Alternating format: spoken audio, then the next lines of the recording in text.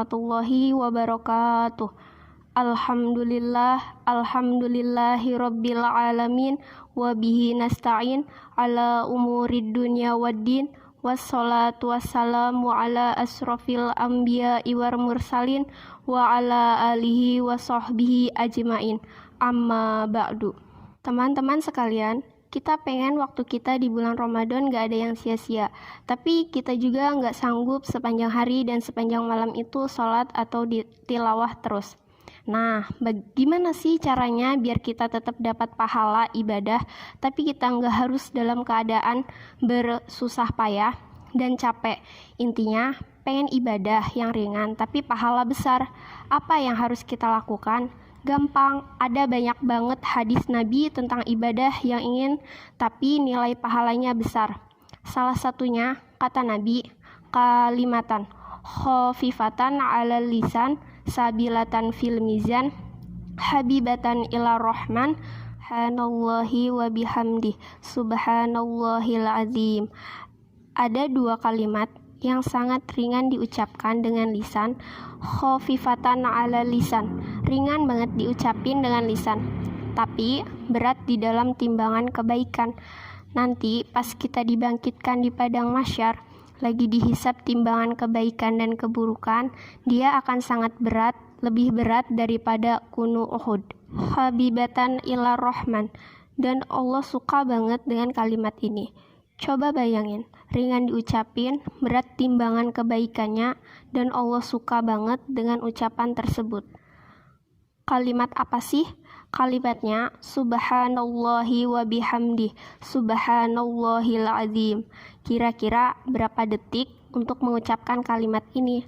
Kurang lebih 5 detik. Tapi pahalanya gede banget. Allah suka banget dengan kalimat itu. Maka yuk, kalau kita lagi capek di bulan Ramadan, lagi haus, lagi lapar, lagi lemes, lagi ngantuk, ya udah ucapin sekali aja, gak usah banyak-banyak. Subhanallahi wa bihamdih, subhanallahil azim. Itu pahalanya udah gede banget. Pahalanya udah dahsyat banget, gak usah sampai beberapa kali, sekali doang. Apalagi kalau bisa 3 kali, 5 kali, 10 kali, udah gitu santai. Itu pahalanya luar biasa, itu termasuk ibadah ringan, tapi berpahala besar. Terus, apalagi sih ibadah ringan, tapi berpahala besar? Yang kedua yaitu repost atau podcast atau story.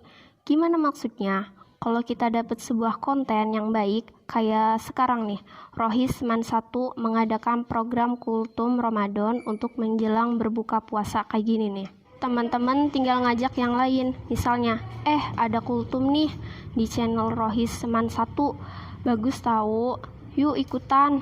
Ngajaknya bisa dengan Kopas, bisa dengan Storylink, lalu teman kita nanti ngajak yang lain, sampai akhirnya bergulir jadi banyak. Misalnya 10 orang, 20 orang, 100 orang yang gak kita sadari. Terus pahalanya dimana ketika mereka menonton sebuah konten-konten tentang kebaikan, konten ibadah, konten motivasi, konten agama, lalu mereka mendapatkan ilmu, maka mereka akan mendapatkan pahala mencari ilmu. Pahala yang sama mengalir untuk kita yang mengajak pertama kali. Lalu mereka mengamalkan, mereka mendapat pahala apa? Pahala yang sama mengalir untuk kita yang ngajak pertama kali. Mereka bukan ngamalin sendiri, mereka ngajak temennya, maka temennya juga mendapatkan pahala mencari ilmu, mengamalkan, mengajak. Pahala mereka semuanya diakumulasi mengalir kepada kita. Padahal kita cuma ngajak 1 orang atau 1 kali, cuma repost doang di grup WA kita. Di grup geng kita, itu amalan disebut dengan mandala ala khair.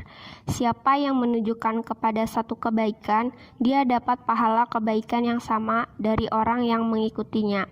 Man sanna fil islami sunatan hasanah. Siapa yang mencontoh dalam Islam satu contoh yang baik, dia dapat pahala dari orang yang meniru kebaikan tersebut. Jadi, ada 2 amalan yang ringan tapi berpahala besar untuk ngisi waktu-waktu jeda, waktu-waktu break kita di siang ataupun malam-malam Ramadan. Pertama, ucapkan subhanallahi wa bihamdih, subhanallahil azim, sehingga kita dapat 3 kebaikan. Pertama, kita akan merasa santai tapi sudah beribadah.